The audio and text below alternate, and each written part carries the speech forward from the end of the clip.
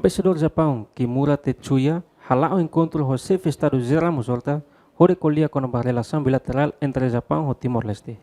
Informação ne hato o embaixador Japão e Timor-Leste, Kimura Tetsuya foi ao encontro do presidente da República e a Palácio Presidencial Bairro Pitedili, quinta-feira ne.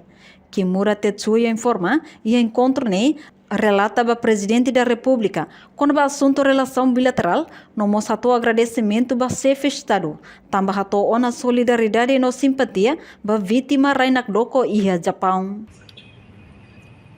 Hoy autoriza a Sua Excelência a Presidente da República com a relações bilateral na cooperação entre Timor-Leste e Japão. E hoje já levamos a todo obrigado agradecimento para Sua Excelência Presidente da República com a solidariedade e simpatia para todos os governos Timor-Leste, para a vítima Sira afetada desse terremoto Rainak Doko e a Península Noto di Japão e a iniciativa de depois há uma oportunidade de a tua expressa a minha apreciação sincera do Parlamento Nacional, Governo Timor-Leste e povo Timor-Leste com uma solidariedade e simpatia a Siratu, a vítima Sira, afetada por Rainak Doko e a Japão. Além de Kimura Tetsuya mostra relata com a visita primeiro-ministro Kairala Sanana Gusmão e a Japão. Foi na Laisne, nebe participa e a cimeira entre a ASEAN. Sanana mostra o encontro bilateral com o primeiro-ministro do Japão.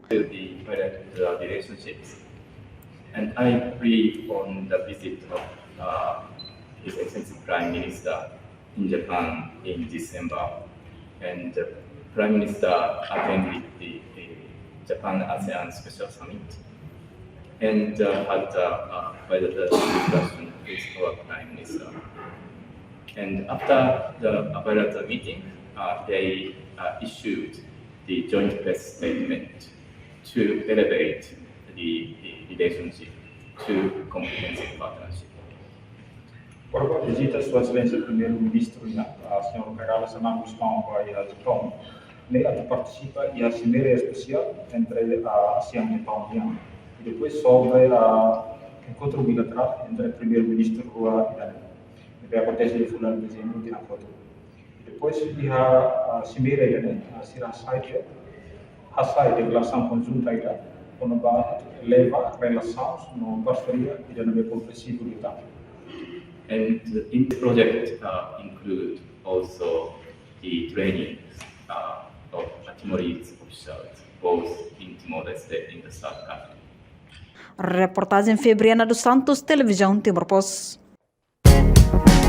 Janela informação ba Emahoto. Atu tem informação atual dia Gliu, que tá halua. Haneha botão subscribe, like, halo comentário no faixa do media social Hoto.